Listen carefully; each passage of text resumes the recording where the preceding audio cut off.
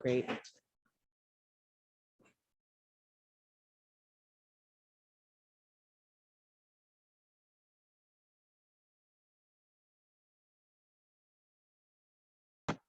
Hi, my name is Isaiah, and my pronouns are he, him, el, and I'm here as, just always to, stop the police. That's pretty much it, I guess. I don't know what else to say.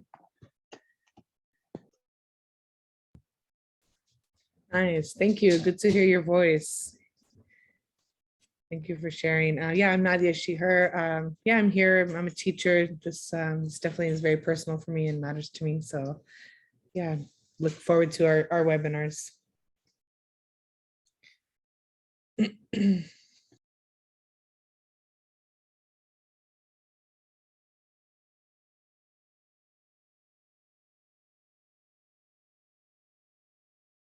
Hey folks, my name is Matthias. I use he, him pronouns with the Stop LGBT Spying Coalition. This is my favorite work group. That's why I'm here.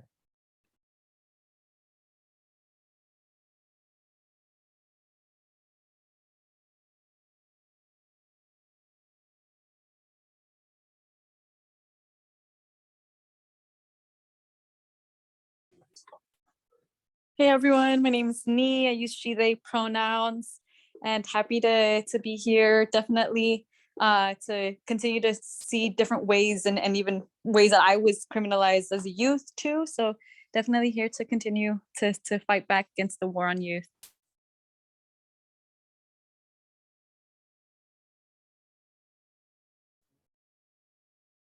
Nice. Thank you, Nee. I see folks in the chat as well. Thank you. See you, Akil, Maraki, Michal, Benny, Steve. No audio as of yet. Hopefully you can hear us now, Steve. I'll type that too in the chat. You can't hear us. Hey, Celine. Hello, Felicia and Brad. Welcome.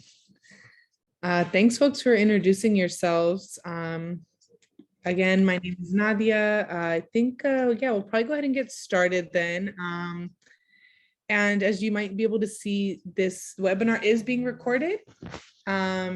It's, for our own educational purposes. We know a lot of folks also can't make the webinar, so it's good to be able to access this, right? And so, so just so you know, that's happening. And also, we do have the chat open, so you are welcome to, throughout the webinar, type in there. If you, today we do have also, hey Tiff, I saw you just joined us as well. Hey, we also have, today we do have quite a bit of, presenting of different information. And so we'll definitely, we like our webinars to be interactive.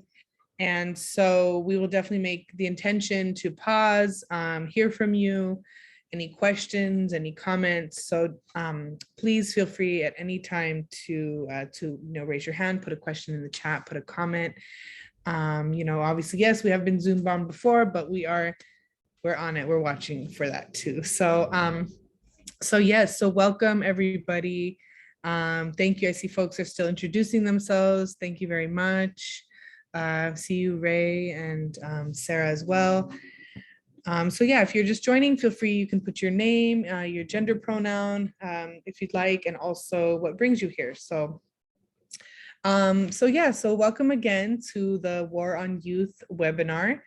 And today we're going to be, like I said, sharing different information about some of our Public Records Act requests. We'll go into, which will go into what exactly we mean by that, as well as about the Simon Wiesenthal Center, also more commonly known as the Museum of Tolerance. A lot of folks, I'm sure, have heard of that. We'll also be sharing information about social media and our work with the Brennan Center as well. And hopefully also hear an update about the action today that Students Deserve held at the LAUSD board. And so yeah, that's a little bit of what we'll be doing today. I'll probably, right now I'm just gonna start with a really, really quick background on what do we mean by the war on youth. Obviously, there's many wars on youth. We know this, especially against youth who are deemed other, right? Black youth, brown youth, immigrant youth, indigenous youth, Muslim, queer, trans youth. And so, so obviously there's many wars against youth. For us, kind of the context we look at it, and for some folks who already know, but definitely want to still give this short background. One of the things we see is, obviously after decades of criminalizing young people as potential gang members, we've now, for several years now, we've been seeing the shift to criminalizing youth as potential terrorists, potential violent extremists. And so as part of that, there have been many ways that the state, the government, and of course private entities have been criminalizing youth using that narrative, using that label. And one of these programs has been CVE, which stands for Countering Violent Extremism. And basically what countering violent extremism is it's a large umbrella program through the Department of Homeland Security, where they claim to have various methods and ways to basically steer youth and steer people away from becoming radical. So, right, all of us here, right, would probably be a part of their goal to remove off that pathway of being radical. So, right, and so within CVE, they give different grants. We know this era of community policing is being very heavily pushed. And so as part of that, CVE claims to kind of take a non-policing approach, which of course is very dangerous because it essentially turns community members, teachers, faith leaders, fellow students, basically as snitches.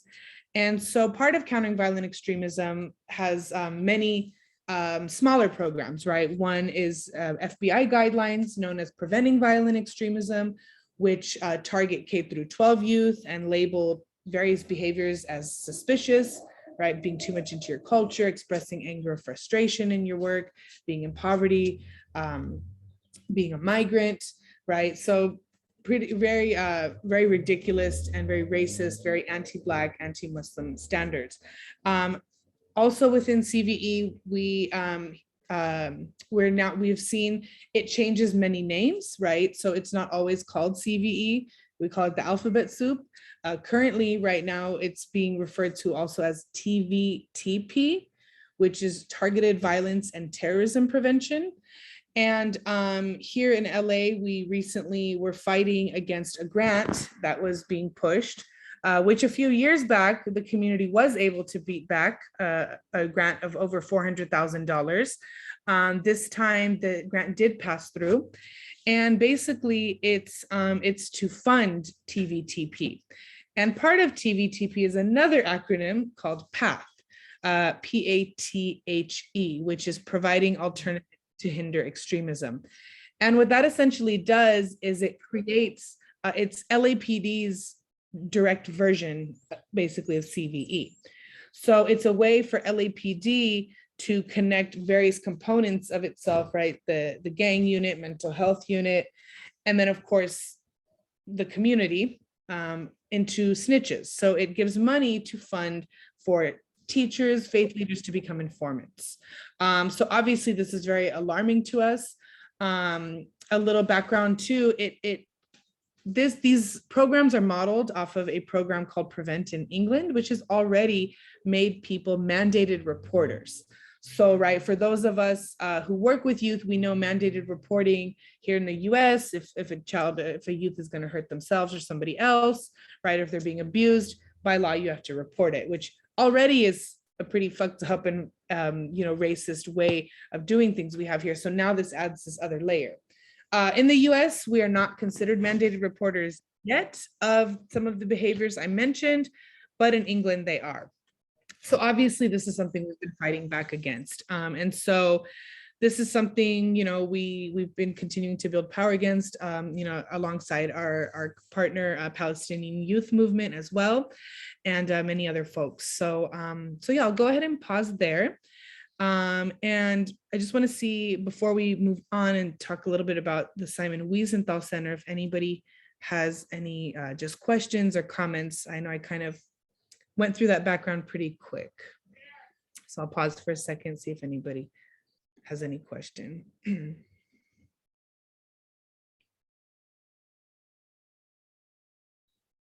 Okay. Again, feel free to type it or raise your hand or unmute.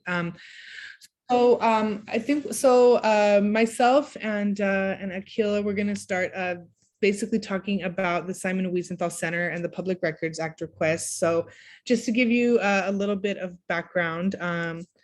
Okay, great. Thank you, Ray. Well, welcome back. I'm glad to have you back here.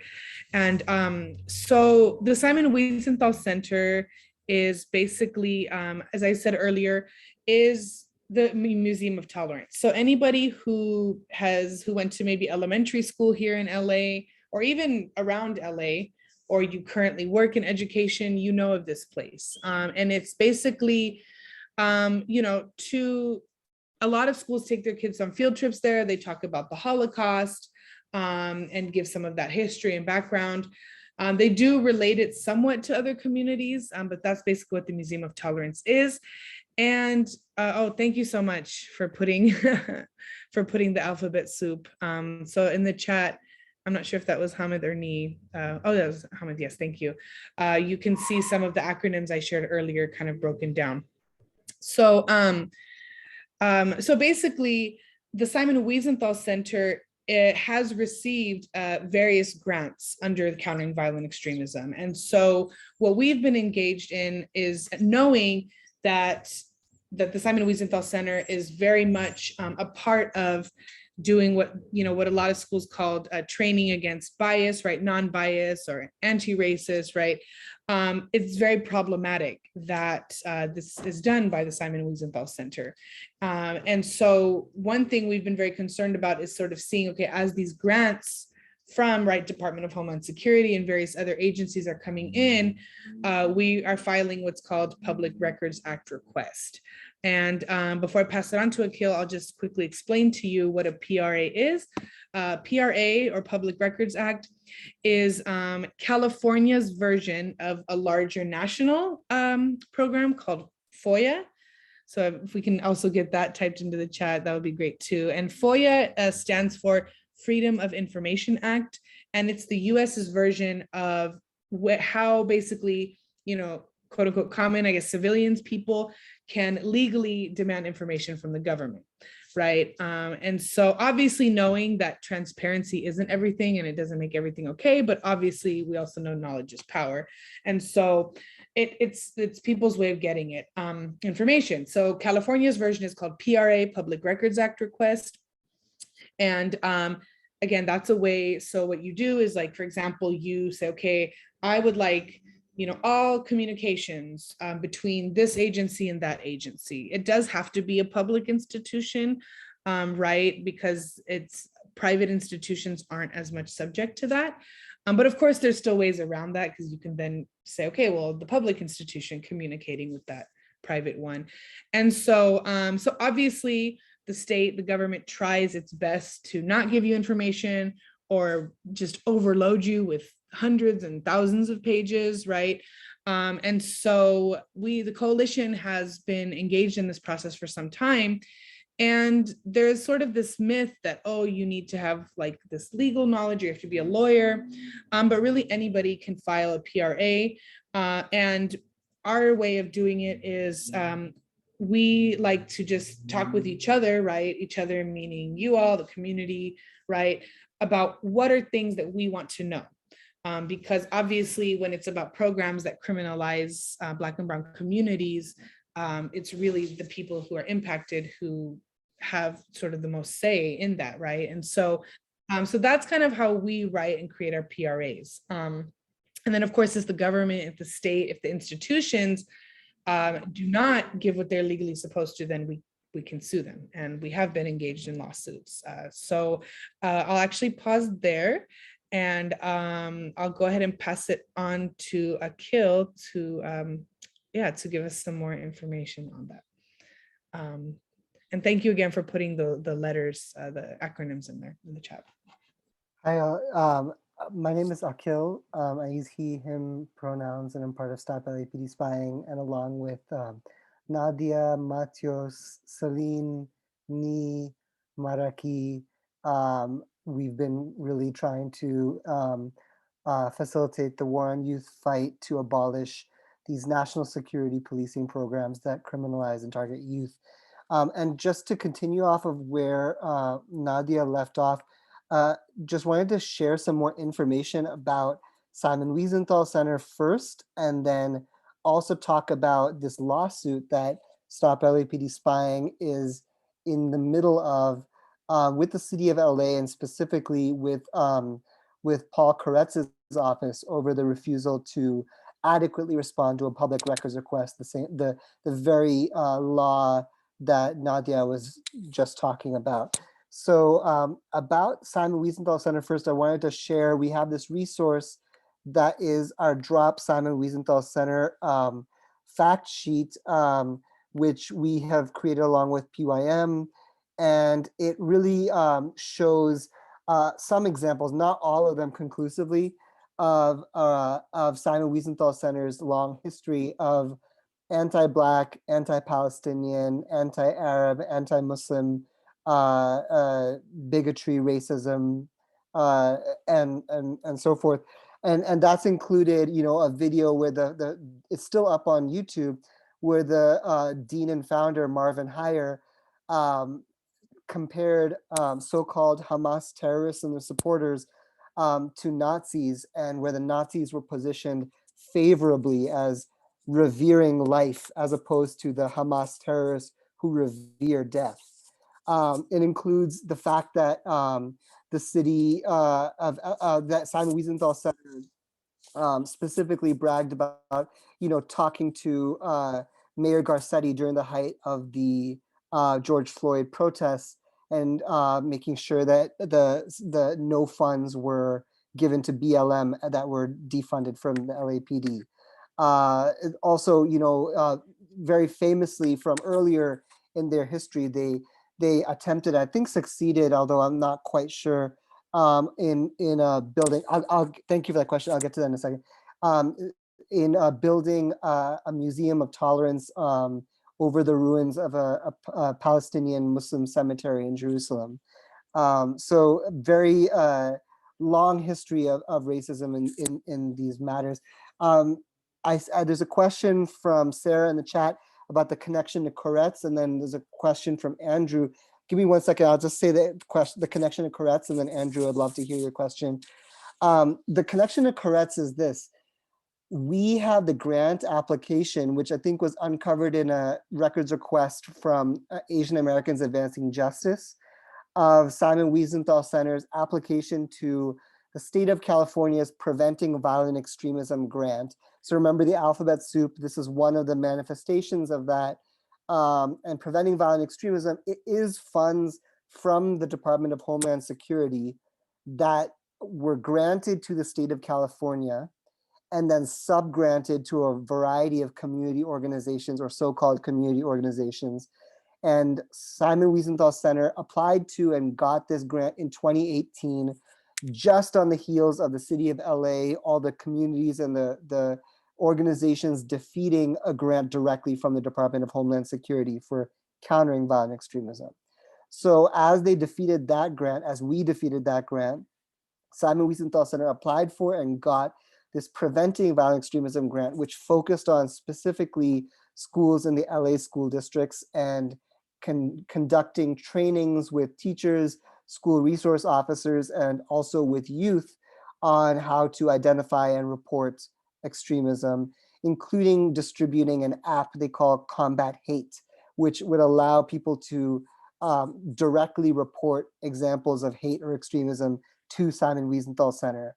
And the connection to Koretz is that in that grant application, he was the politician. There was actually him and Mike Fuhrer, who they're both running for office right now. Mike Fuhrer for mayor and Koretz for controller.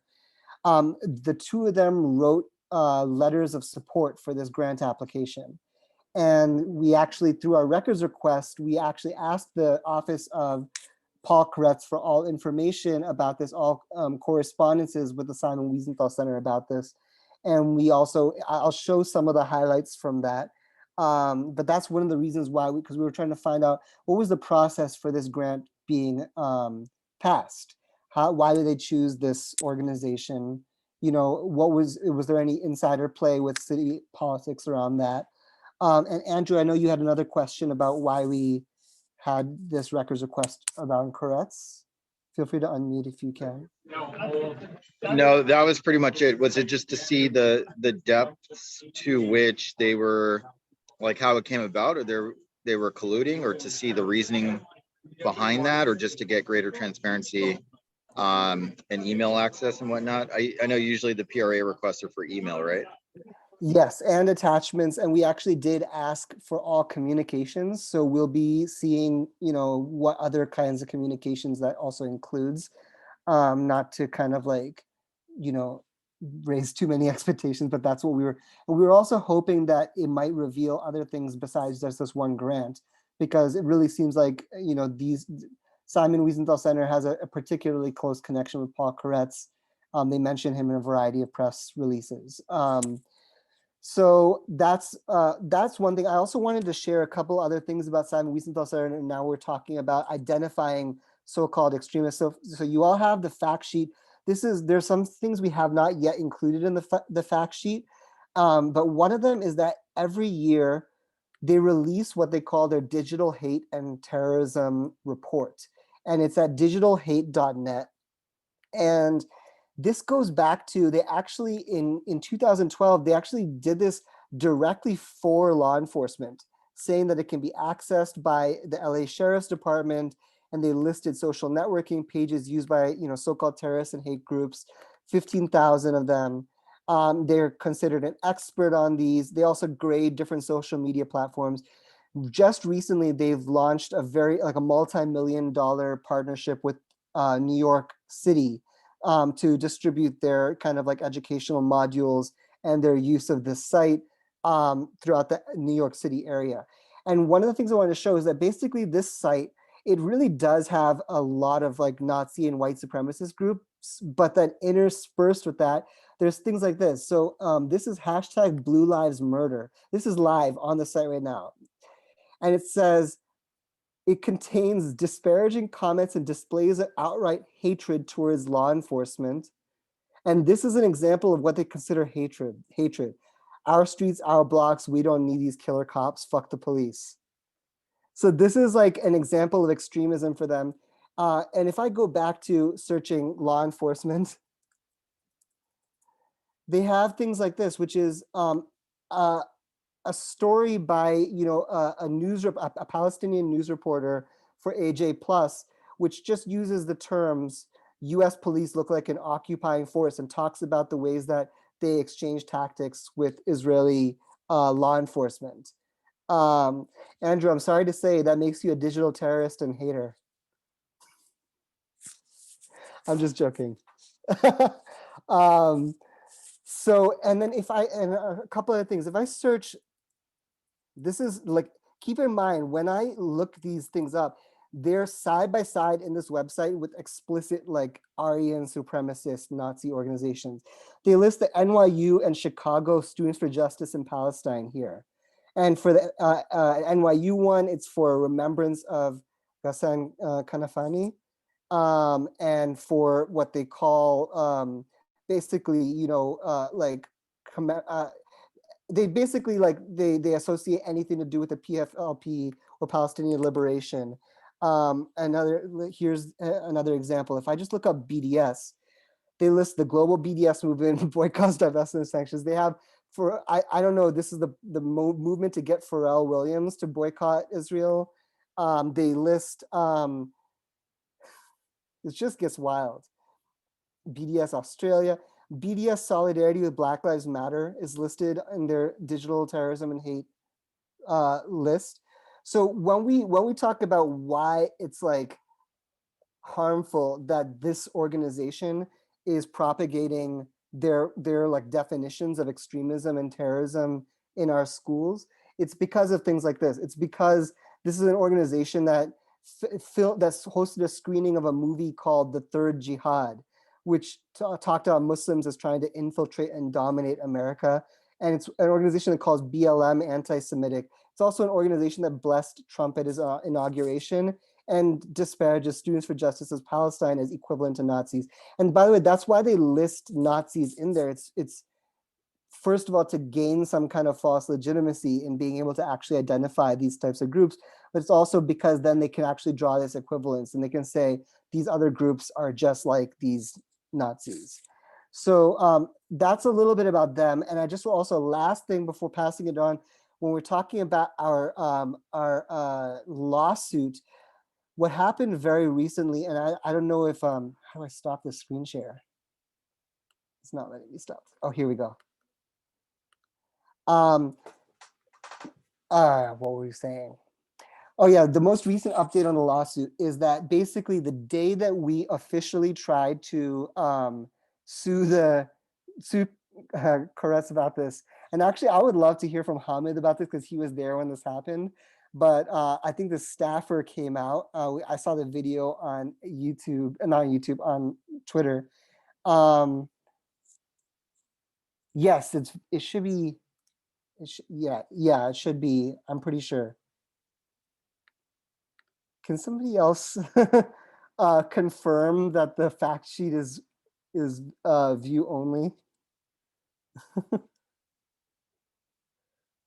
Let me.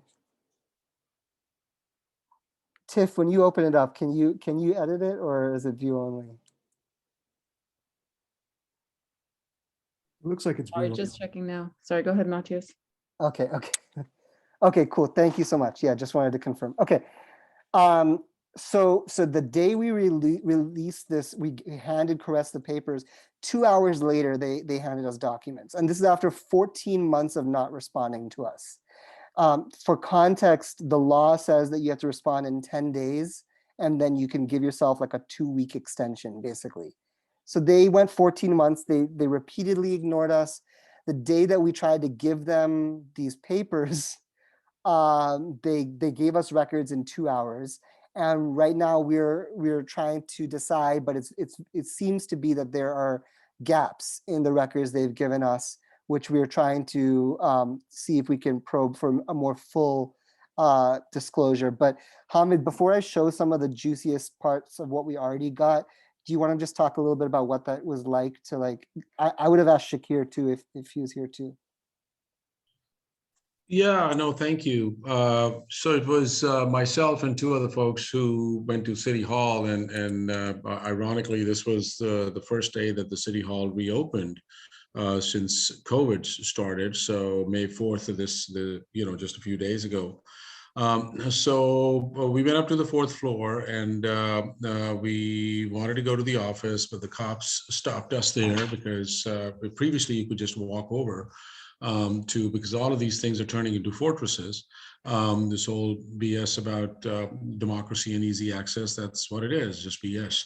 So we just went there, and then they called somebody from Koretz's office, and first a staff person showed up, and we wanted to serve them with the lawsuit. We wanted to serve them because we had already sent the information to their office, emailed it, and we wanted to physically serve the copy. And so she took it, and then we said, well, can you sign a copy for us? She said, let me just go to the office. And then David Hirsch, who's now the chief of staff, I believe, for Paul Koretz, came out pretty angrily and in a huff. And he basically said, I'm not going to take it. So, and he just refused. And he says, if you want to serve this, go to the city attorney's office, and and then you can serve it over there because the city attorney represents in an official capacity. So then we went to the council chamber, and when you go to main council chamber and the city council meeting was getting started, I kind of went around to the side where you can actually, on the other side of the podium, and the fence that there is, I asked the LAPD cops, and and some of them recognized us from there as well. And I heard one of them saying to somebody else, "Oh, that's Khan." So I'm like, okay, whatever. I was getting a kick out of that. So I asked him that need to give some documents to Paul Koretz's office. So he said, okay. And then he was, long story short, they just didn't accept it. They just didn't want to accept the documents. But that's beside the point, because we'd already sent the information to them by email. We'd already sent to the city attorney. And of course, the rest of the story you've already shared, that how immediately after 14 months, they came back in 2 hours. Thank you, Hamid. One more thing I just wanted to share before I show some of these documents, just because I have it up right now. I just wanted to show you all what the apps look like that they are propagating. This is this. Can you all see this kind of? Oh, it's like my phone is out of battery. Okay, so this is their app that's called Combat Hate. It starts off at the top. It just says "Report now," and then you can take a picture of hate. You can just, sorry, I shouldn't be laughing. You can like describe it, and then you can submit it, and there's like, is there a link online? You can say where it happened, and then you can report it, and who knows where it even goes. It goes probably to Simon Wiesenthal Center, and then they probably decide to send it to the police if they want to, or compile it into their statistics. And this one could be innocuous in the sense that if it wasn't a group that had this history of bigotry and racism doing this, you could see why somebody might think it was done with good intentions. However, I just want to show its sister app. This one is called Combat Hate U, which is for universities. And on the top, it's hard to see, but it says anti-Israel harassment, campus threats, anti-Semitism.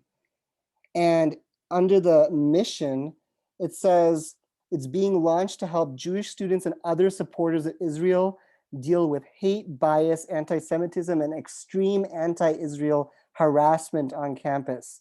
And in addition, the Combat Hate U app will share with you best practices and successes in defeating campus-based anti-Israel campaigns and breaking news to Jewish students on campus. We look forward to hearing from you. So this is their Combat Hate U app, and it's similarly, if you go to their homepage and click, you can describe and report, and then it says, did you contact, and it was faculty, campus administration, campus police, media. So, we don't really have knowledge about how and if these apps have really been used. I know there's been a lot of reporting on this act.il, these like apps that are directly linked to the Israeli government, which I don't know if Celine probably knows a lot more about, but just to point out that this is at least nominally part of what they're trying to do, and it's like as public as the App Store on your phone. Like it's everybody can. I'm not trying to evangelize right now, but everybody could download it right now if they wanted to. So now, lastly, before I keep the program moving, I just wanted to show you all some examples of the records that we've already gotten. And this is, by the way, just from this records request. There's things that we found out about them from other ones, but for the sake of time, I'll just show some of the ones from this. Again, this is for emails that are to or from Paul Koretz's office that have to do with the Simon Wiesenthal Center or are directly to them.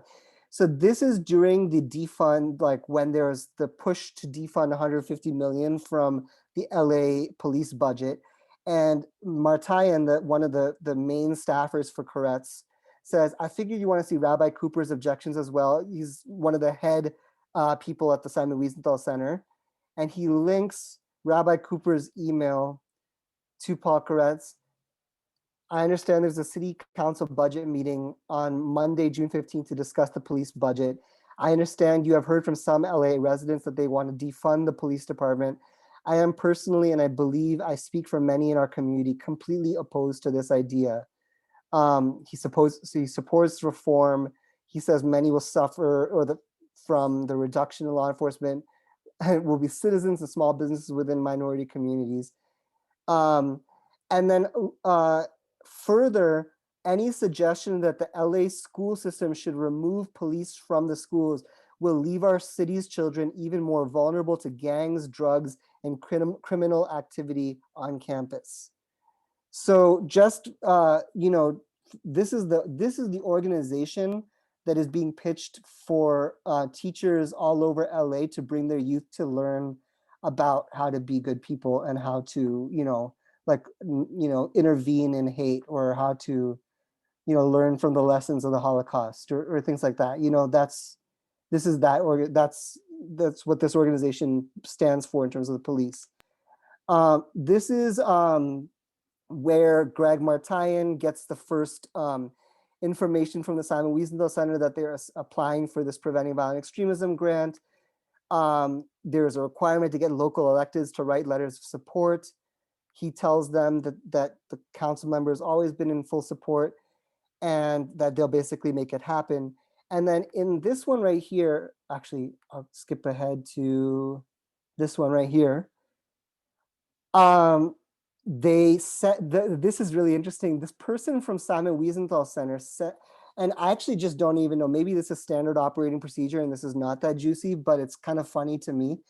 They send the staffers an exact draft of what they want Koretz to say, which includes calling themselves a treasure and like brilliant minds or something like that. Where does it say that?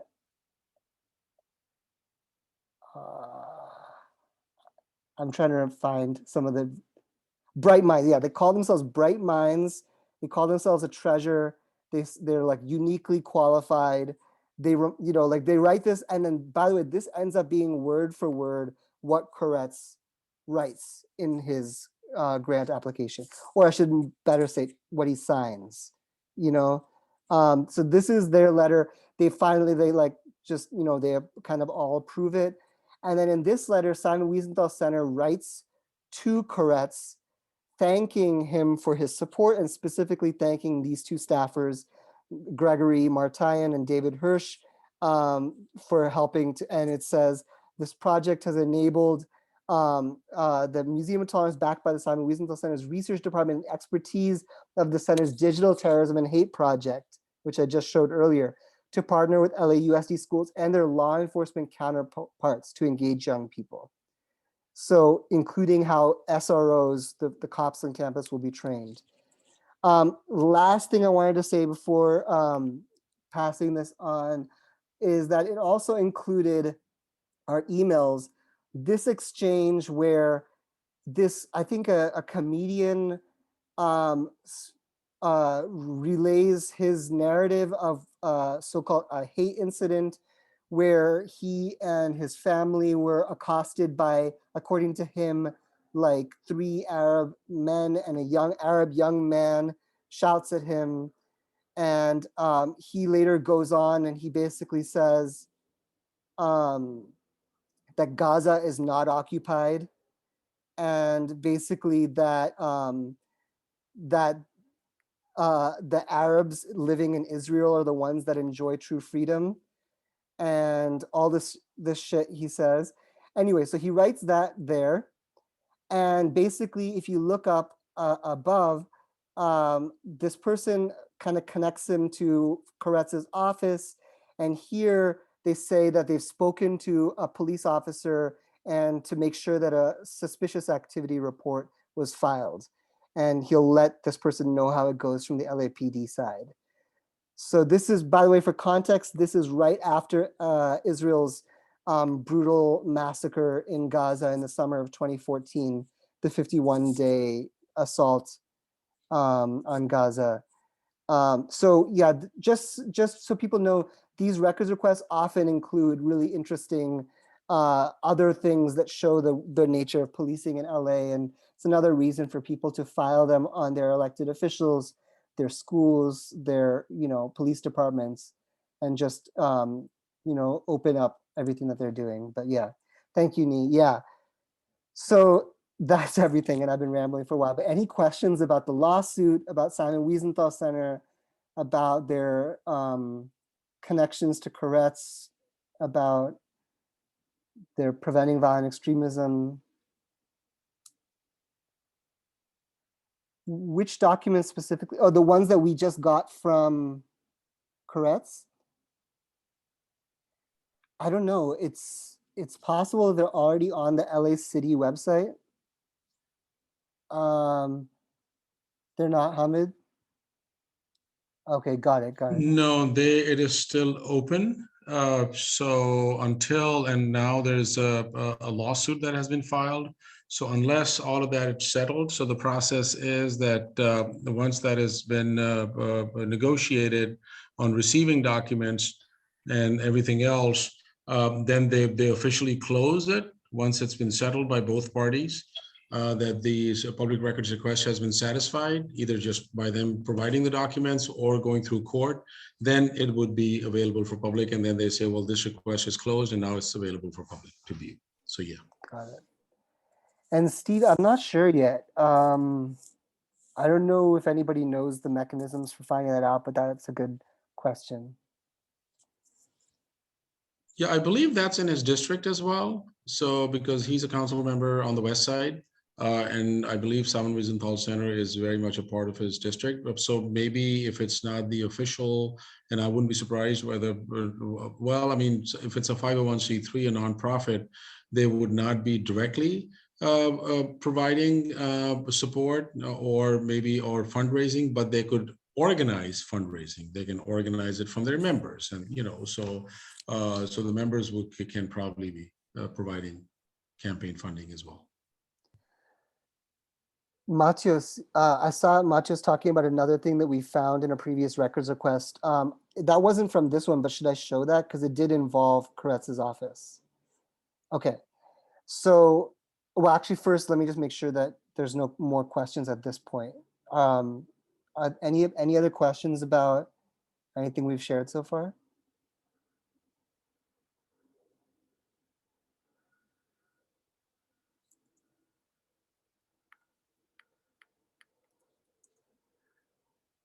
Okay, I gotta pull this one up. Give me 1 second.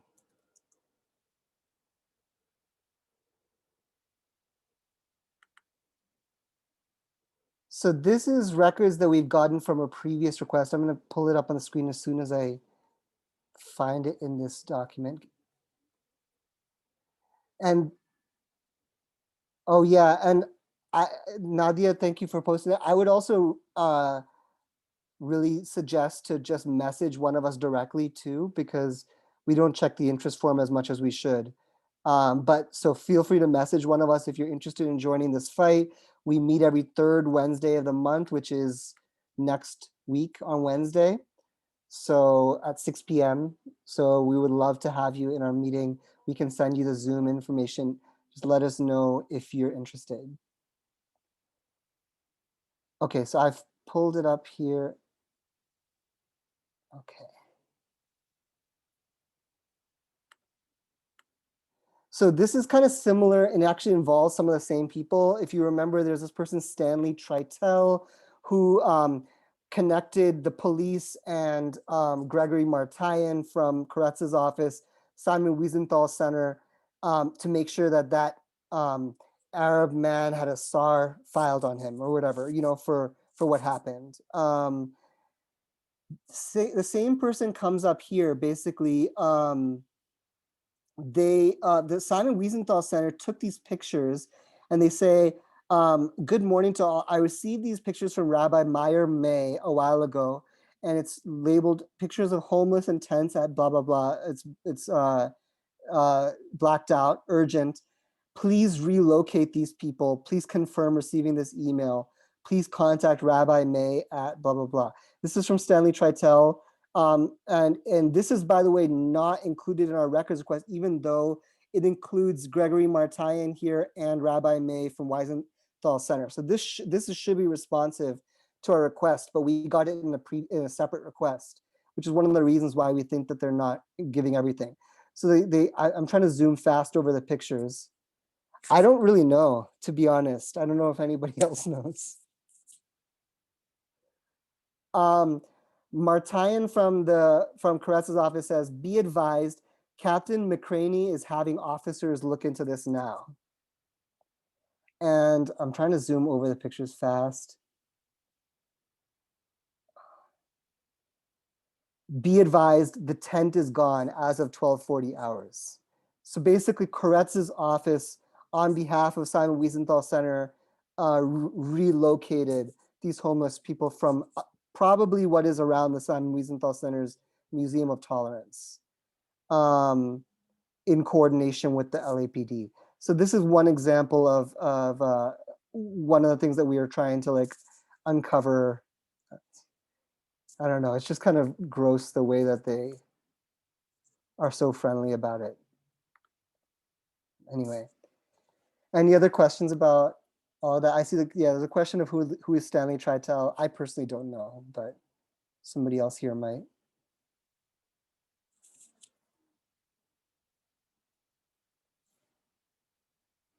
He's in those emails with them. He doesn't have a Simon Wiesenthal Center email address though.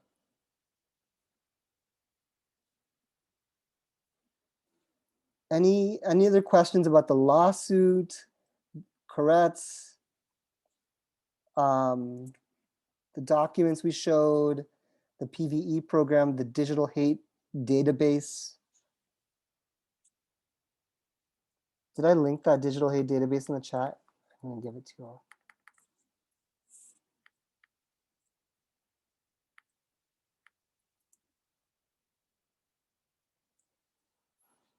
Well said.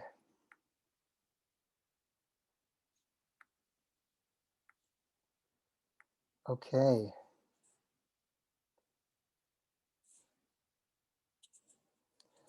Oh, basically in the email I showed,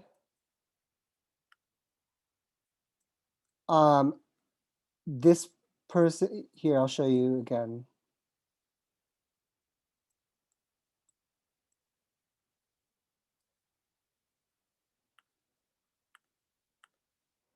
So Rabbi Meyer May, who is an employee of the Simon Wiesenthal Center, took the pictures and sent them to Stanley Tritel to get to Koretz's office. So you can see in this email, in this original email, where is it? It's to this person named Odo, Anthony Odo, CCing Koretz's office through Gregory Martayan. What are these? And CCing Rabbi Meyer May. So that's the connection, is that I think this person, Stanley Tritel, acted as kind of a proxy between the office and, you know.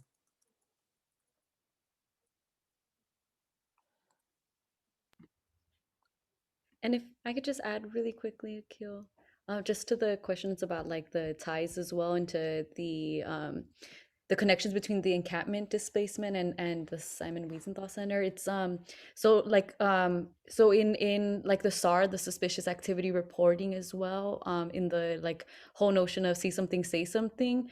Oftentimes like we see it right now when they're emailing folks and immediately LAPD is able to send reinforcements to go to evict and banish people from living where they're living, and it just takes folks in the community, connections to specific council members, calling the cops, and then reporting that for the justification of the displacement of unhoused neighbors. And so it just, that kind of just shows you like that kind of the connections and the community policing aspect, and how it strengthens LAPD and their justification of their violence. And it happens oftentimes in partnerships with folks that are willing and happy to provide that information, without thinking about like the consequences of what calling the cops, sending an email, reporting this, the effects that it has on our communities and our neighbors. I forgot also, thank you, Nee, and I forgot other emails from later in this request where basically this person from the Simon Wiesenthal Center said, we have a new guy who moved next to the building. They're not happy about it. They called the lead police officer and they basically said they can do nothing. It's not actually on our property and it's not really illegal. And then they suggest calling Stanley Tritel. And here this captain of the police says to Stanley Tritel, the Los Angeles Police Department is committed to constitutional policing. I've been made aware of this and we are exploring any and all legal means to resolve the matter. Stan, there was a time when such matters such as this could be resolved immediately. However, changes in the law have taken away some of our most effective tools. However, those tools were ruled unconstitutional and are therefore, I will not direct my officers to violate the law. We are looking at alternative means. So basically they first try to contact the police, and then the police say, we will never give up in relocating this person. And then finally, if the police didn't do it, they contacted Koretz's office. And then as Koretz's office responded, be advised, the tent is gone.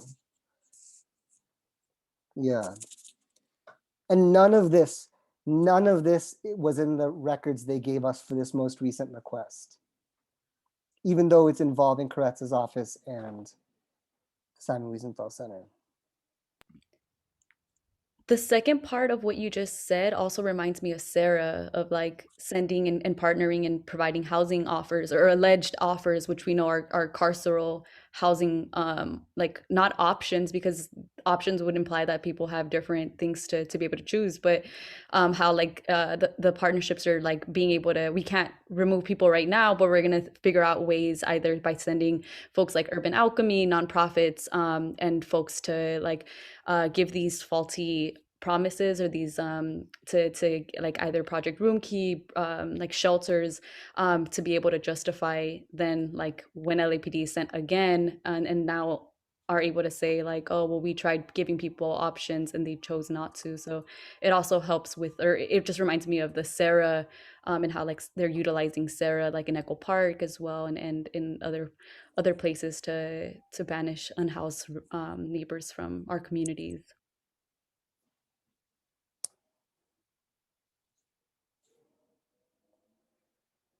Okay, I think that was everything from me after a while.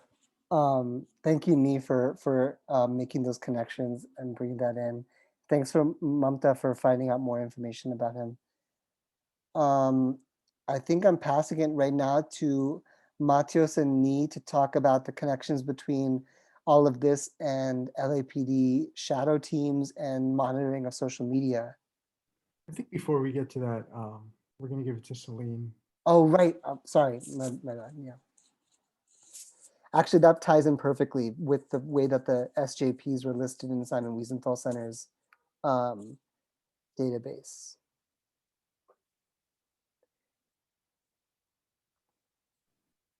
And I think Celine needs a minute, so maybe this is a good time. I know we dropped it in the chat. Oh, actually, we brought it up, but just to say, if this stuff piques your interest, you know, we have a work group meeting next week on Wednesday at 6 o'clock.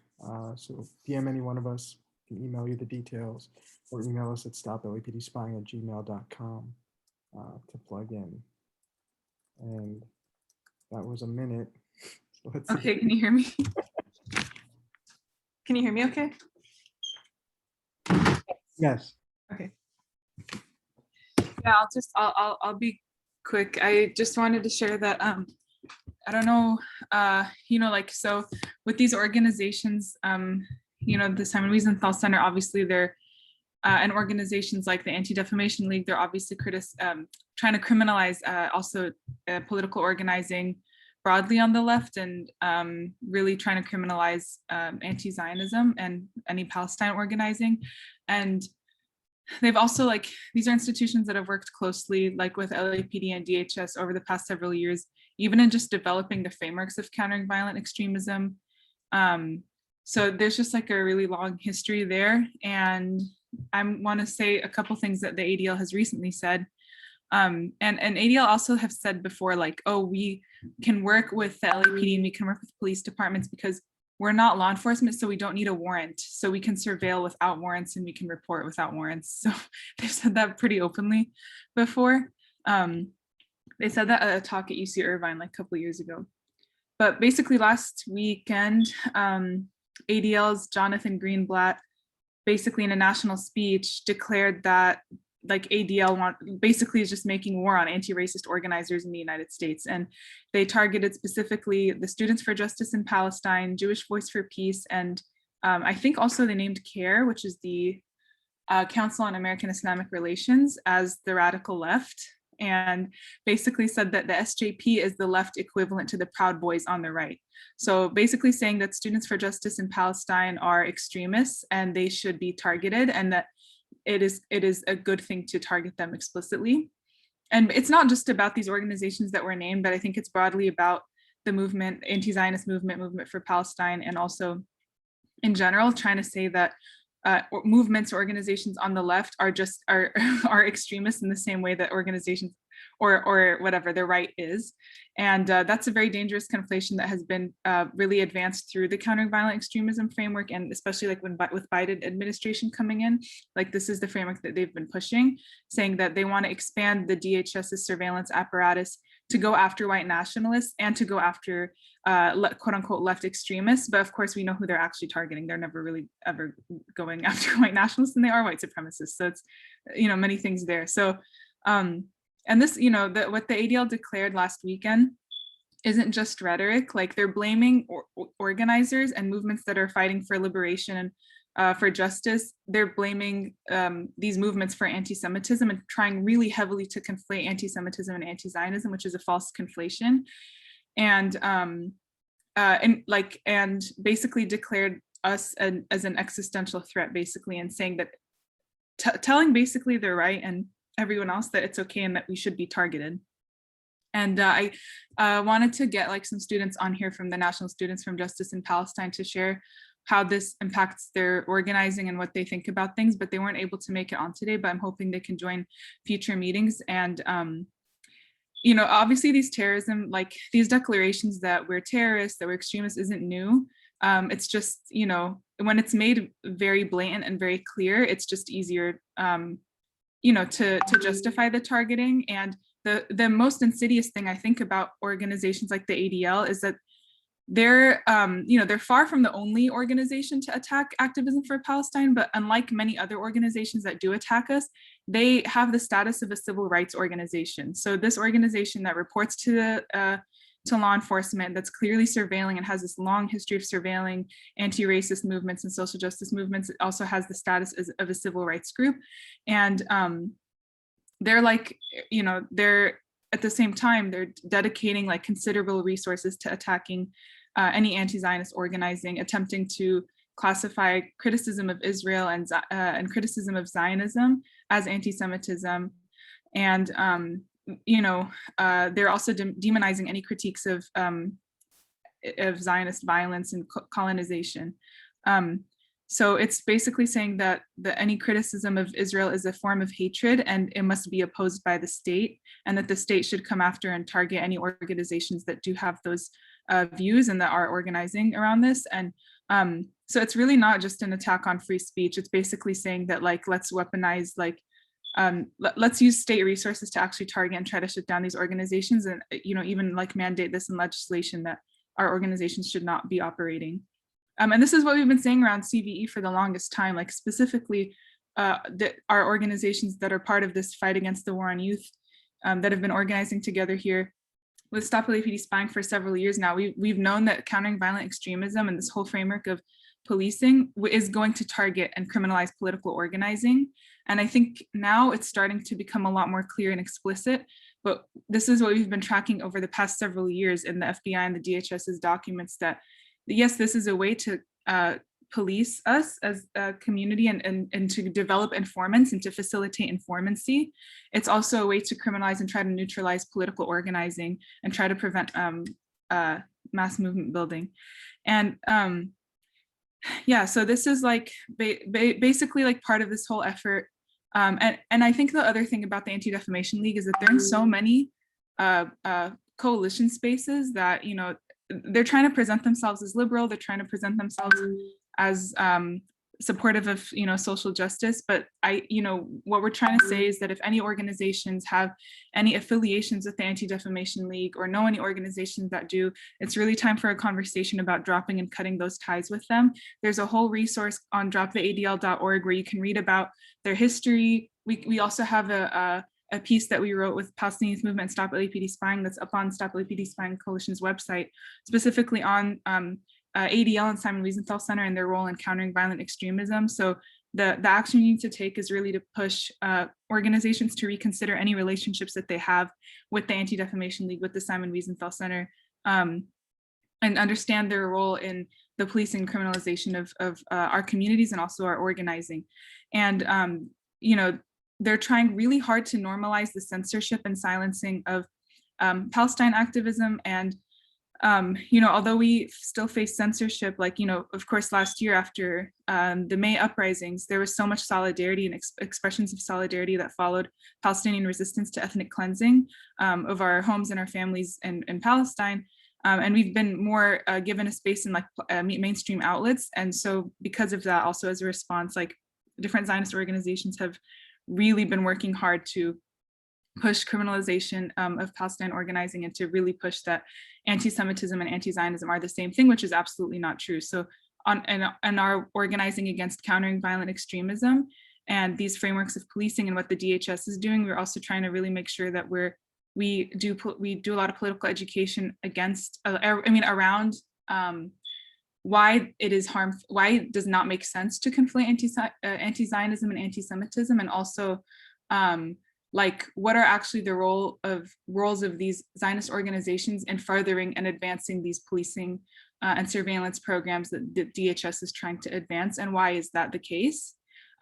Obviously because Zionism and US imperialism are aligned, and these are forces that are aligned, and these forces are in opposition to our what are the work we're doing for liberation in our communities and in our movements. So yeah, I hope that was clear, but just wanted to flag this alarming speech that Jonathan Greenblatt made from the ADL, and you can find the whole thing online, but it's basically saying they're going to target very explicitly student organizing and in general any organizing criticizing Israel. And so I think for us that means just really pushing hard to make sure that wherever we see these organizations that have this guise of being civil rights groups, this is not a civil rights organization, and we should really push for dropping the ADL, dropping the Simon Wiesenthal Center. And I can drop these resources in the chat too. I don't know if anyone wants to add anything to, or anyone has questions.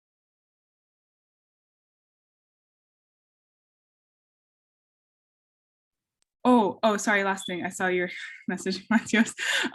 Basically, last year, there was a lot of interest from educators in Los Angeles to pass a resolution in support of Palestine, especially following all the uprisings that were happening in Palestine and all over the world against ethnic cleansing. And in response to that, the LA City Council and actually also the San Diego, I think it was the school boards in LA and San Diego, and then LA City Council passed these motions where they basically said they conflated anti-Semitism and anti-Zionism, and it was actually put forward in LA City Council by, oh my God, what is his name? Blumenfield and Nithya Raman. They put forward this resolution basically conflating anti-Zionism and anti-Semitism, saying that they're not going to tolerate any hate, they're not going to tolerate any extremism, and basically saying that things that we said at protests, or painting Free Palestine on a wall was considered a hate crime, things like that. So obviously there's this huge effort to try to criminalize and try to organize, push this organized backlash against any expressions of solidarity. But regardless, of course, I think it also speaks to the fact that in terms of they may have these these positions of power and these relationships with power, but in the streets, we had 25,000-30,000 people out in the streets in Los Angeles in support of Palestine and against Zionist ethnic cleansing and colonization. So I think that is a huge threat to them, and this is why they're responding in this way. But yeah, just wanted to name that too. It was really ridiculous.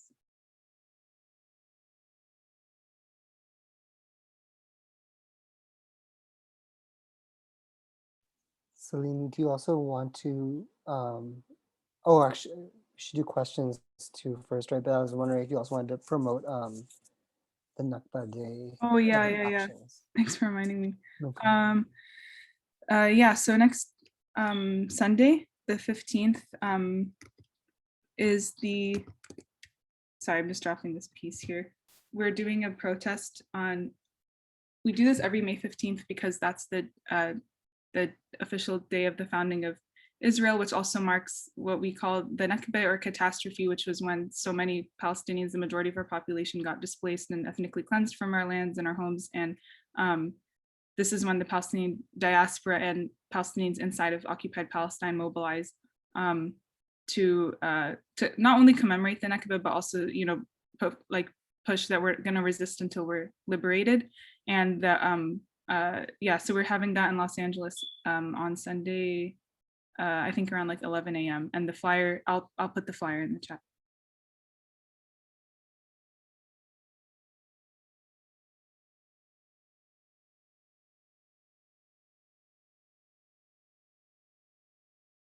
Cool.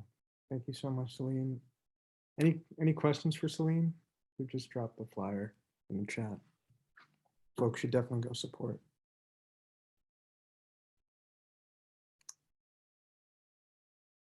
Cool. Yeah.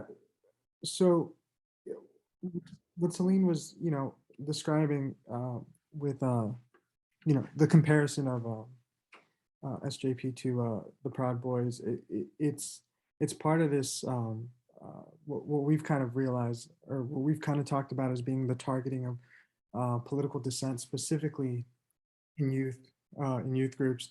So one other place we see it is, you know, the coalition kind of looked into shadow teams as a result of the George Floyd uprisings. They were mentioned in after action reports, and through PRAs, we got records and documents from the LAPD about shadow teams. And for folks that don't know, shadow teams are LAPD units of plainclothes and uniformed officers that infiltrate protests to target participating in civil disobedience and arrest them, right? And in these documents, and we're not going to show these documents because the details they offer up effectively do dox the individuals involved, we find that LAPD specifically point out student organizers. There's records that include communications between campus police for these students and the LAPD, singling out students, including their phone number, highlighting their Instagram posts, effectively doxing their Instagram profiles, all because they're organizing protests against policing, right? And this is a burgeoning type of surveillance we've seen in recent years, this type of social media surveillance.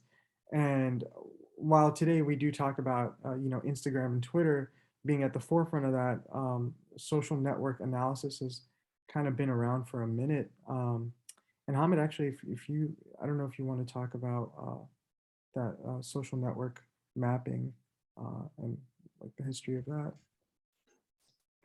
Sure. So, you know, just infiltration and phone tapping and opening people's mail and, you know, going through people's garbage. These kind of tactics are as old as, you know, since surveillance has been around. So as this kind of just snooping and infiltration is also advancing as a result of how these modes of communication are changing as well.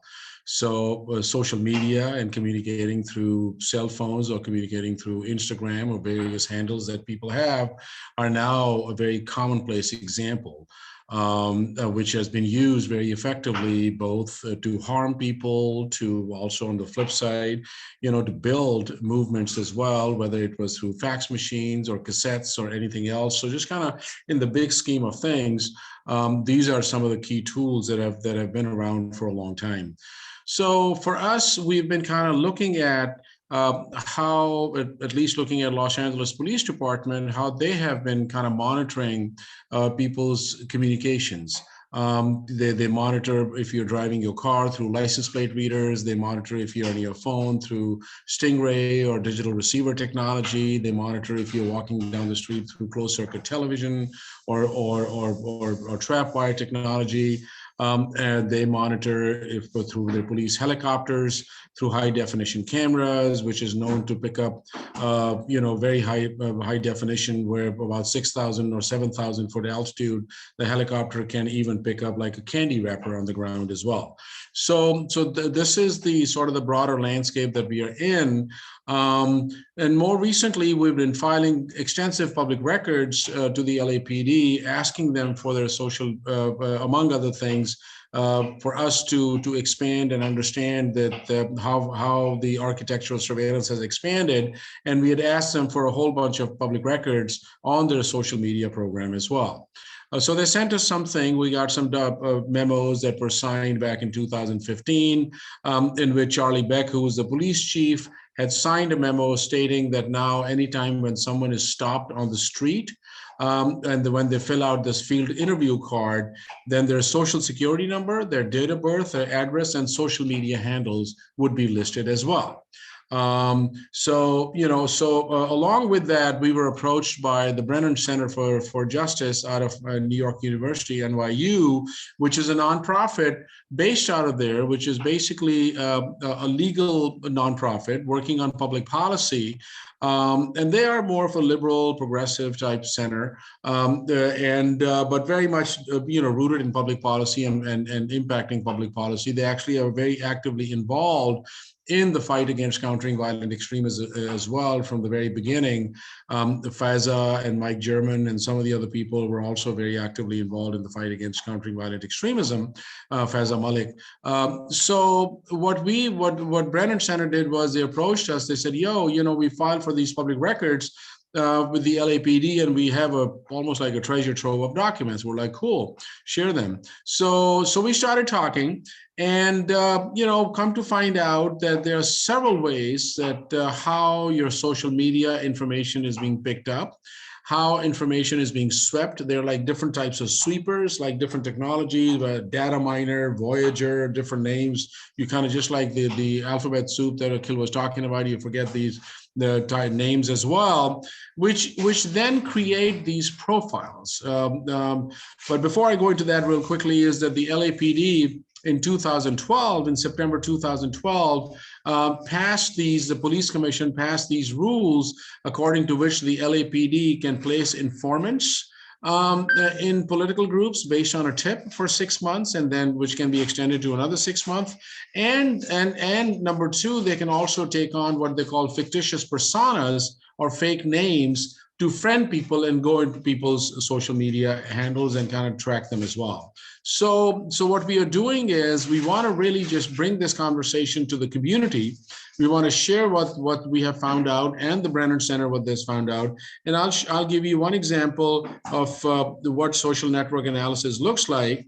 Let me just pull up this one graph that we had made a while back.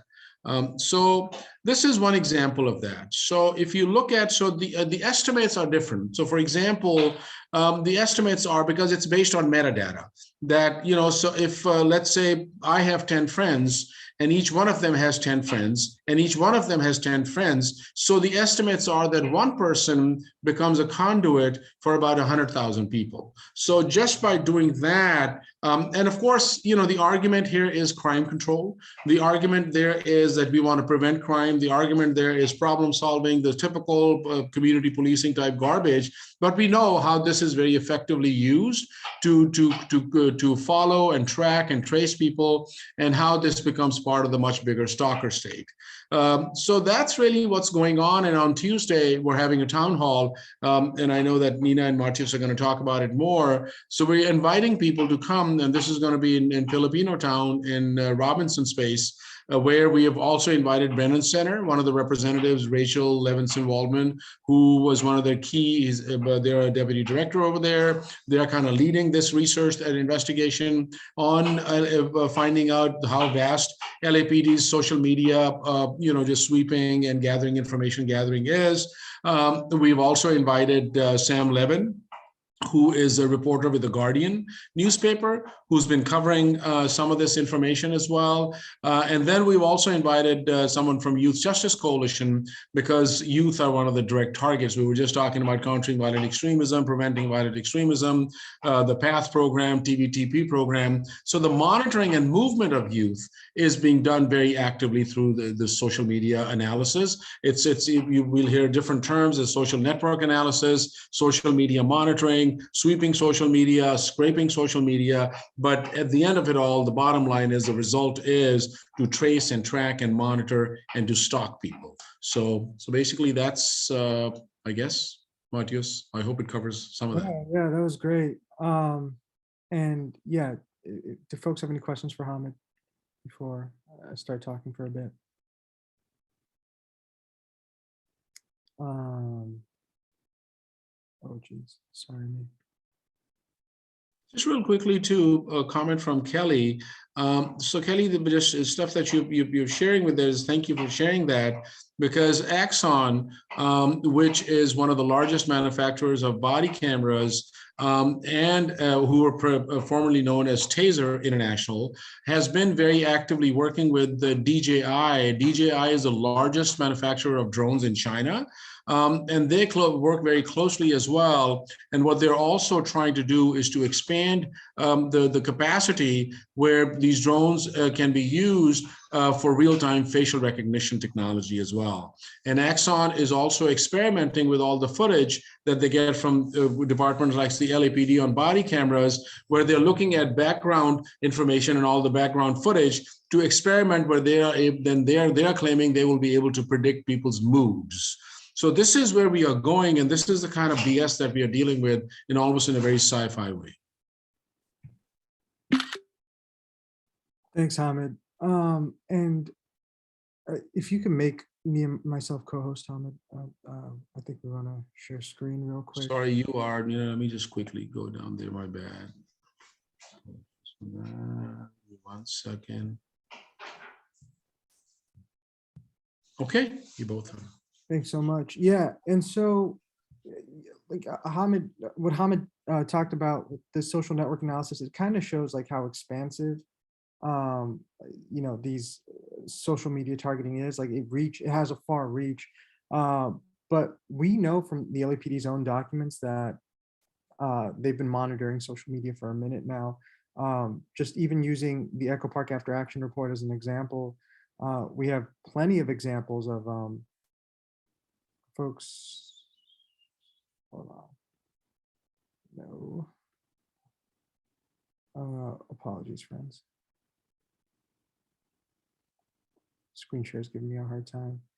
But we've seen plenty of examples of LAPD specifically pointing out posts or Instagram accounts. Like we saw, do folks see my screen? Is that, no, I didn't think so. I think it's saying double click to enter full screen mode. There you go. Oh, okay. Well, okay, yeah.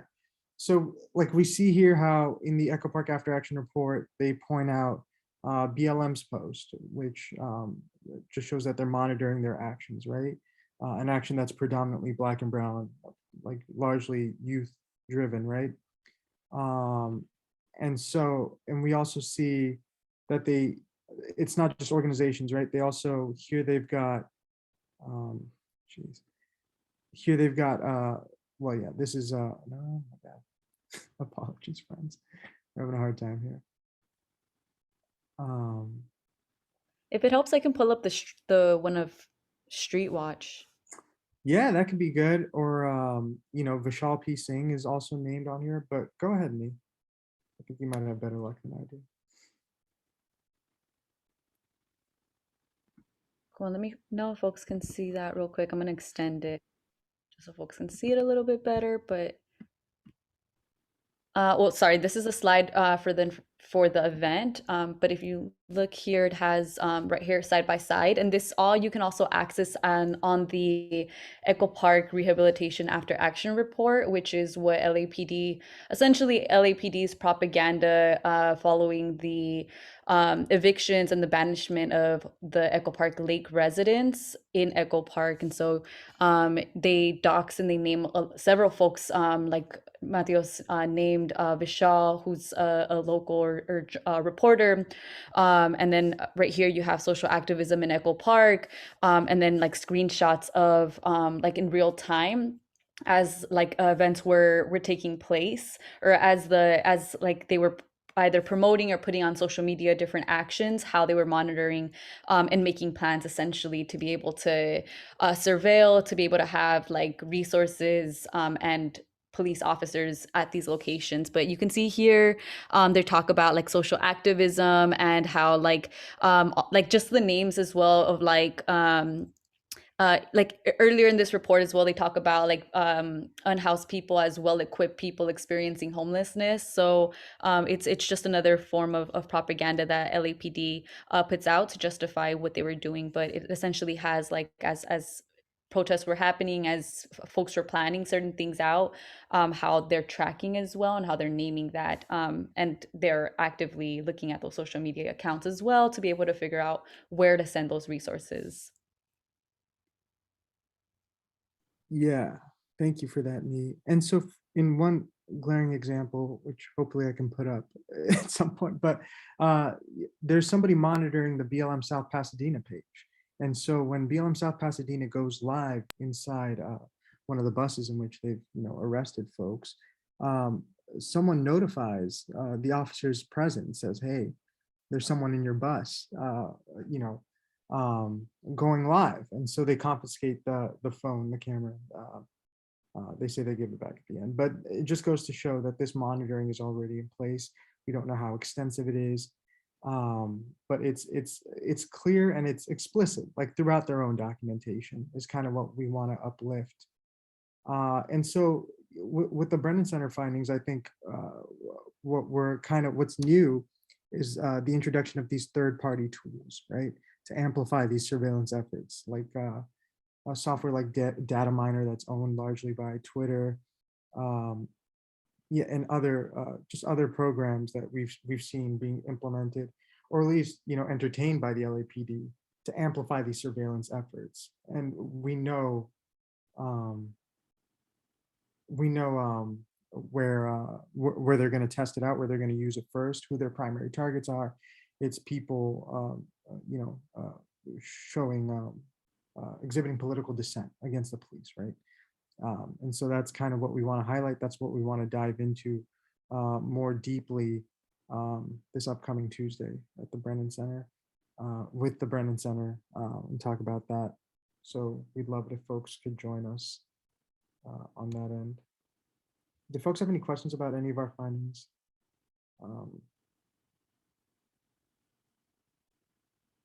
Anything we talked about right now?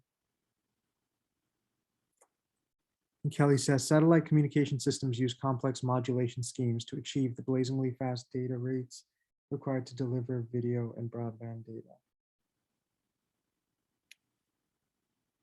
Okay. I don't know much about that, but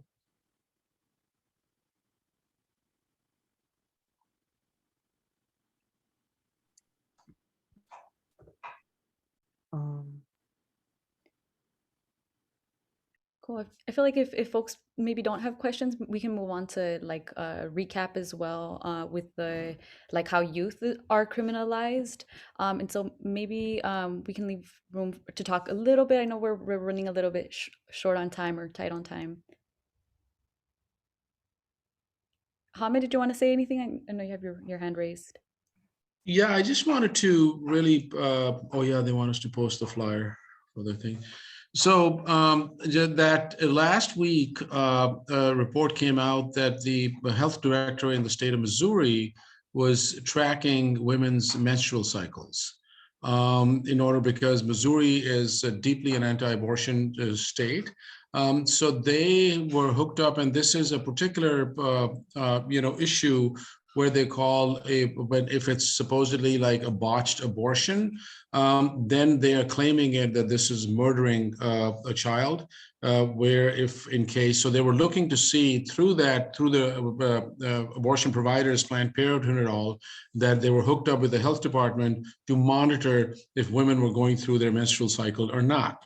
So it's really like when we are talking about this tracing and tracking, it becomes really critical that how many different ways. And then there's also this whole conversation about, there's another app that the women use, it's called Flow, I believe, to track menstrual cycles. And there's about 40+ million users of that. That also is all up for grabs as well in monitoring the cycles. And second thing is also like when people are wearing these, how they monitor their steps when they're walking. I think it's on your watch, whatever that thing is called. It's TikTok, no, not TikTok. I mean, whatever that is.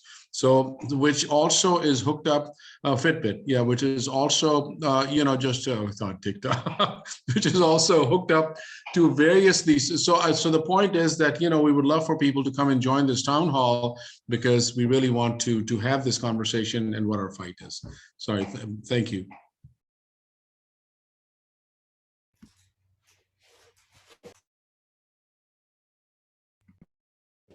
Cool. And Matthias, I see you have your hand up as well. Did you want to add anything? Yeah. So I just I got a question from Steve here that I wanted to say out loud. And Steve is asking if one could say that if the police department can't use a specific technology, the local BID can. BID standing for Business Improvement District. And I'd love to hear from Hamid and Tiff and all the folks that worked on automating banishment about this. But my instinct is to say yes. And I'm thinking about one example in particular, which is not a BID, but the Melrose Action Group that came together and installed cameras with license plate readers, who I think Koretz might have been a donor to, if I'm not mistaken. Hamid, if you want to correct me on that if I'm wrong. But I think there is precedent we've seen with the, in the city of Los Angeles, of these private groups coming together and policing in ways that, implementing technologies in ways that the police maybe can't do as freely, but they can. Yeah, and Hamid, I'm not sure if you have more information on that specific example, but yeah, I mean, definitely. And I can't think of specific examples except that we do know that we know that the BIDs and LAPD very heavily collaborate and surveil and share information all the time and use different apps and different programs to do that. So yeah, it seems to me, it seems very likely that they would be, it's kind of no matter to them if LAPD isn't able to or is banned from using a certain type of technology, that it would just be kind of accessed in a different way. So I would think that would be very likely. And that's the kind of information and examples that we look for when we're, asking for these getting the PRA requests to get that information of what is that type of information that they're sharing about folks. Hamid, did you have anything like specific? I think this is, thank you for raising that, Tiff, because this is the kind of firewalls that they create to protect themselves. So this public-private partnership is a very, very much used process. I think and absolutely the LAPD just accesses information for everybody. They would buy, they were buying information from Papa John Pizzas. If you remember that stuff that we had exposed in before the bullet hits the body, and when Jamie was kind of just bringing all that information together, and this was what Sarah Brain had also raised in Operation Laser and in her book around that too, that how LAPD was getting information from Papa John Pizzas. So for delivery and where the information was going. The FBI is known to gather information right after 9/11. It was going around in San Francisco, going to all the Mediterranean restaurants to get receipts from people as to who was visiting for kebabs and various other things for this supposedly ethnic food, to trace and track community members who were of certain ethnicity and all. So this is a huge industry. This is what big data brokers are. They sell this information, and that's basically what we want to really talk about, like, on next Tuesday as well, that, how vast this apparatus is and what really is our fight, at least being local around here with the LAPD. And last thing I would say is that the LAPD itself is one of the biggest data brokers that there is. That all the information that is going to Axon Technologies to process data, body camera footage, I mean, all of that is then available for Axon to experiment and develop new things as well to sell.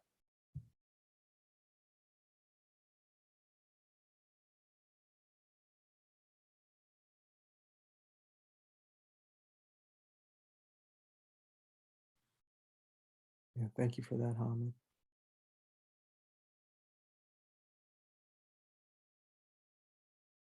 Yeah, and like for that event, do folks have to be there in person to kind of hear that, or will it be streamed at all, just for folks? I'm sure there's a lot of interest in it.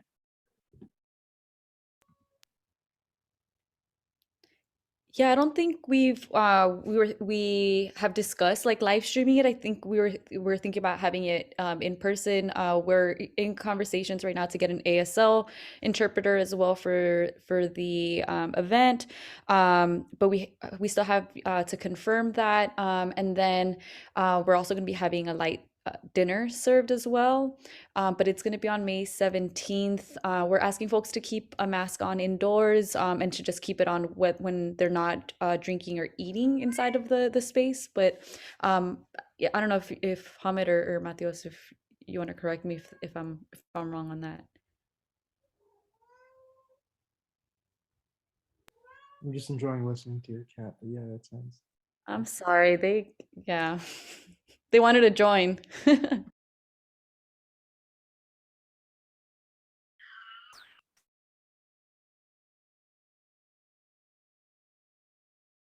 There's also both an inside and outside space. I just wanted to add that real quickly. So if people, and I spoke to Richie yesterday, and they were saying that their sound system is pretty good. So if people want to be out on the outside, they have a big yard there. And we're also planning it to be very interactive. People would be engaged. We want to have people speak and get together in smaller groups because it's really a call to action. It's both a sort of a collective learning event, but it's really a call to action to strategize that how do we build that power to really fight back and dismantle this thing.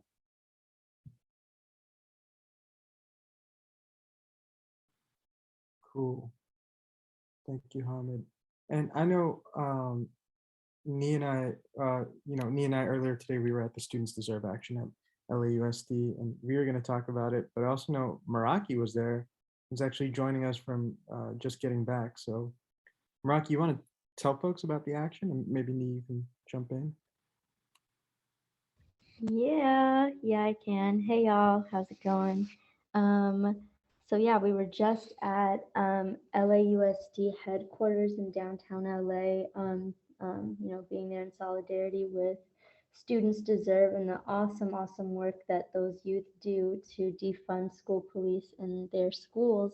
And so we were just there. Folks were giving public comment in person, calling for this millions of dollars that was recently successfully defunded by the youth that's now trying to be snuck back into the budget in various ways. So we were out there, we heard from powerful youth leaders and speakers, and yeah, they shared the tireless work that they've been doing to highlight the ways that they're trying to sneak school police back into the budget and fighting against it. But Neil, I'll let you go ahead and fill in anything else before I get into how this sort of connects to what all we've been talking about today. Yeah, it'll be really brief. Just as far as like the work that Students Deserve has been doing, and it is youth centered, talking about how like, and even in today, like having youth say like, why don't we have counselors? Why don't we have certain things that like youth should have access to and should be able to learn and to be able to like cultivate that kind of learning and that environment. But I believe it was 25 million that they were able to defund in 2020, 2021. But today they voted or they improved 2 increases for the LA school police for their budget. And I think it expanded to nearly 5 million. And so like the sneaky ways, like Meraki was saying, the sneaky ways in which they like are able to somehow remove funds and then like again through different programs, through different names, like it's still part of that same reform, it's still part of that legacy, it's still going to result in our communities being criminalized. So yeah, I just wanted to name like don't trust these reform efforts, don't trust when they try to sneak those resources back into the police state and into like folks that are here to create harm to our communities.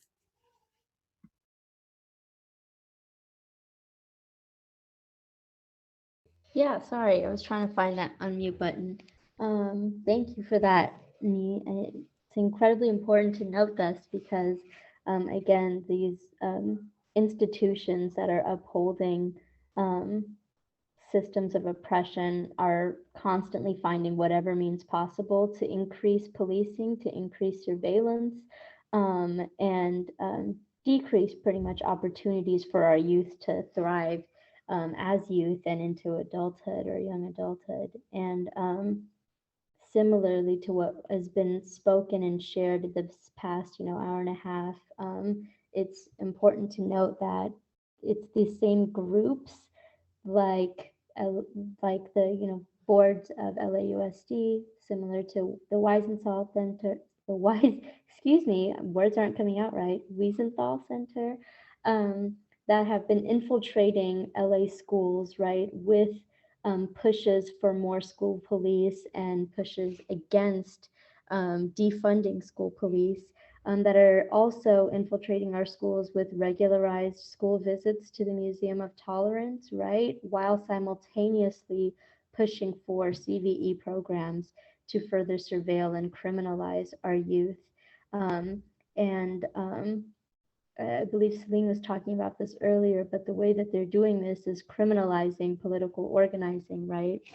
A lot of Black youth, the same Black youth who are part of Students Deserve, right? The same Black Muslim youth who are leaders in Students Deserve as well, have huge targets on their back within these CVE programs because not unlike the Black Panther Party's surveillance through, or the surveillance of the Black Panther Party through COINTELPRO, Black youth are being criminalized for politically organizing for Black liberation and for school resources, basic school resources like counselors, like healthy school lunches, like having access to advisors and mental, de-escalation people on campus. And so because of programs like this that work to criminalize people who are organizing against this, we're only going to see more of a link to the detriment of our youth in our schools because of centers like the Wiesenthal Center. Man, my mouth doesn't even want to say their name. But because of centers like the Wiesenthal Center, and furthermore, we're seeing that Black Muslim youth are being criminalized through these programs as well, and adding people who are immigrants are sort of dealing with an added layer of vulnerability and potential risk for being deported, right? We've seen instances in other cities like Minneapolis where Somali youth have been heavily targeted by CVE programs and by groups that are pushing for programs like this because of just being associated with a country that the US may deem to have terrorist agencies inside, right?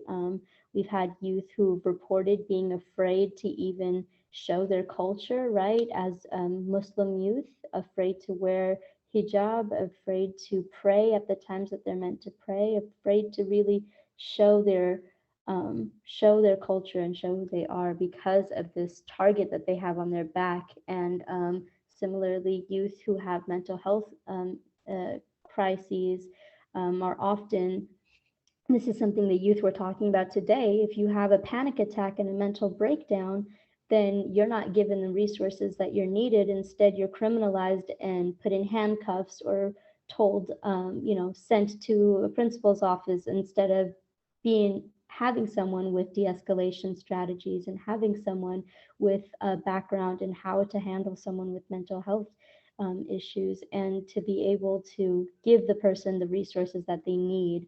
Instead, CVE programs would have mental health counselors, mental health experts and counselors and teachers be criminalizing and surveilling our youth instead of offering them the resources that they need, right? Instead of giving them access to mental health support, they would be monitoring these instances and sharing it with LAPD, who would then have the ability to share it with DHS and potentially lead these youth from, along the school to prison to deportation pipeline.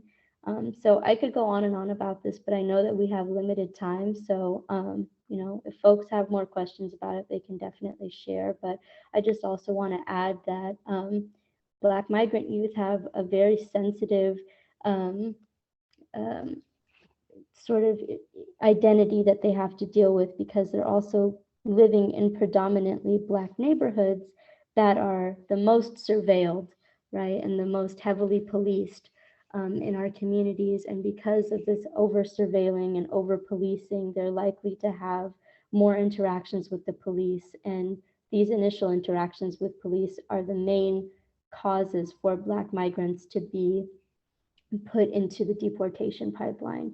So I just wanted to share that. But if folks have any questions, you can feel free to reach out to me.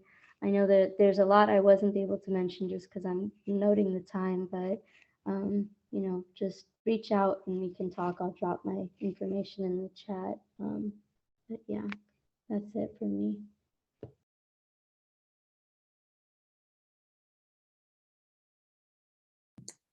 Thank you so much, Meraki. And yeah, Meraki dropped an email over there. Meraki's actually, in addition to being part of the War on Youth work group and a coordinating team member, the LA organizer for the Black Alliance for Just Immigration, BAJI. So they've been especially focused on the fight for Black immigrants. Yeah, reach out to them if you have any questions. And Akil, Nadia, and me, I think that might be it. I'm down to open it up to announcements. Any questions folks might have.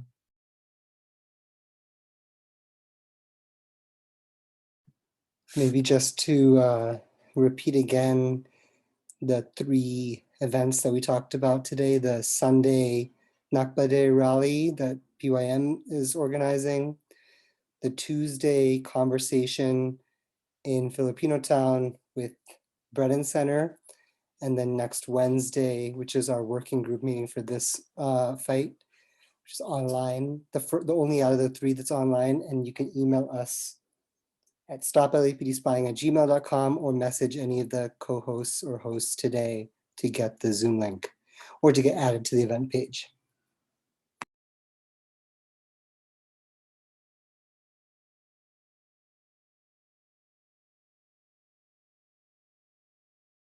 Awesome. So you could hang out with us all week if you wanted to. I think that's it, folks. I don't know if I want to hang out with us all week, and I love us. You know? I feel rejected. No, Akil, I was kidding. All right. I think Thank that's you. appreciate you dropping those details. And then we also have a calendar at stoplapdspying.org/calendar. Folks can check out all our events. I don't know if that feedback was intentional, but it was pretty good. It was not. Thank you, everybody. We're gonna hit stop recording. I think we're gonna stick around, but everybody, goodbye.